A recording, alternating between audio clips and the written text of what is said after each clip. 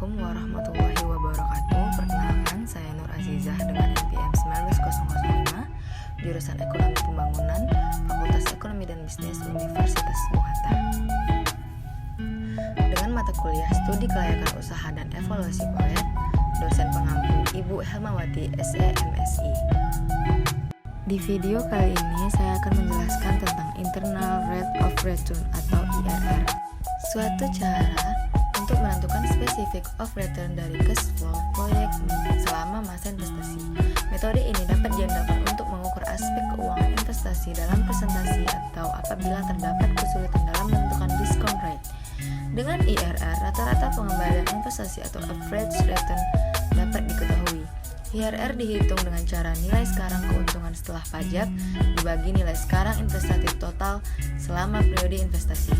Nilai IRR yang dapat diterima adalah perbandingan nilai investasi tersebut jika ditaruh di bank dengan tingkat suku bunga tertentu.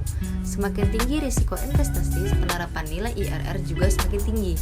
IRR sangat erat hubungannya dengan NPV atau IRR dapat dijadikan discount rate yang menjadi NPV sama dengan 0. Sebagai berikut adalah rumus dari IRR.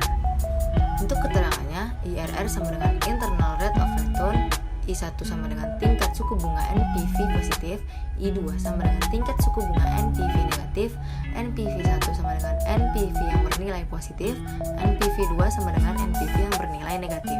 Kriteria penilaian: bila IRR lebih besar dari I, maka investasi layak dilaksanakan. Bila IRR lebih kecil dari I, maka investasi tidak layak dilaksanakan. Semakin tinggi IRR, semakin baik untuk melakukan investasi. Sebaliknya, semakin rendah IRR, semakin jelek investasi dilaksanakan. Kesimpulannya, IRR didefinisikan sebagai besarnya suku bunga yang menyamai nilai sekarang atau present value dari investasi dengan hasil bersih yang diharapkan selama usaha berjalan. Patokan yang digunakan sebagai acuan IRR adalah tingkat bunga bank. Untuk contoh metode Internal Rate of Return bisa dilihat dari gambar ini.